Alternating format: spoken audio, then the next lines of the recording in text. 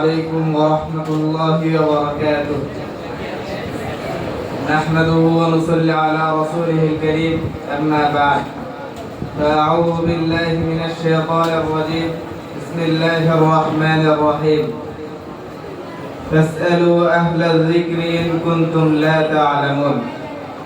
وقال رسول الله صلى الله عليه وسلم: العلماء ورثة الأنبياء، أو كما قال النبي صلى الله عليه وسلم.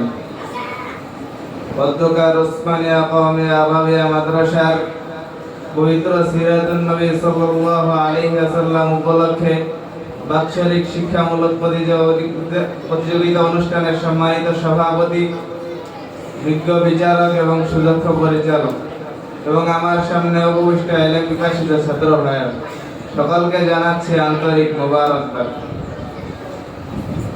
আজকে মাদ্রাসা থেকে যে নির্ধারিত বিষয় করে দেওয়া হয়েছে তা হলো আলেম সমাজ এবং জনসাধারণের মধ্যে সুসম্পর্ক সময়ের দাবি।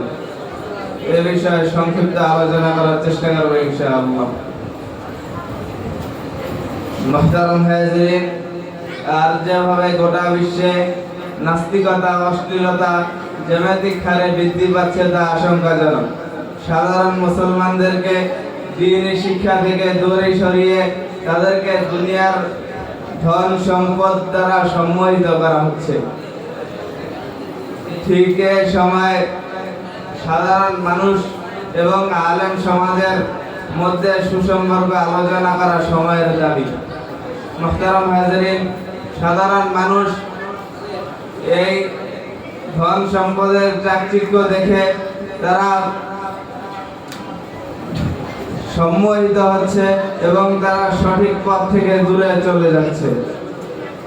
নাস্তিক এবং ইহুদিদের এইসব কার্যকলাপের উদ্দেশ্য হলো তারা যেন মানুষদেরকে ঈমান নামক যে মহাসম্পদ রয়েছে তার থেকে দূরে সরিয়ে তাদের পথে নিয়ে যেতে পারে।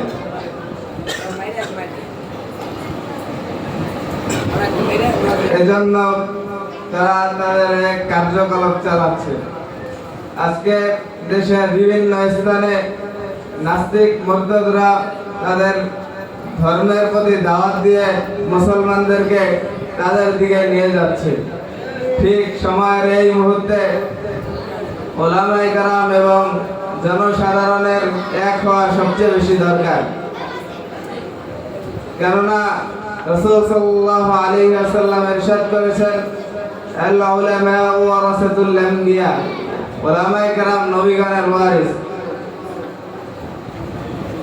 তো যেহেতু রাসূল সাল্লাল্লাহু আলাইহি ওয়াসাল্লামের ওয়ারিস, তাই ওয়ারিস এর দাবি হলো যে যখন রাসূল সাল্লাল্লাহু আলাইহি ওয়াসাল্লাম যেই কাজ করেছেন, সাধারণ মানুষ যখন বিভ্রান্তর মধ্যে পড়ে গেছে তখন তাদেরকে তার থেকে রাসূল সাল্লাল্লাহু আলাইহি ওয়াসাল্লাম উদ্ধার করেছেন। তাই আমাদের সকলের উচিত রাসূল সাল্লাল্লাহু আলাইহি ওয়াসাল্লামের তরিকায় এই কাজ করা। আল্লাহ তাআলা তৌফিক দান করুন।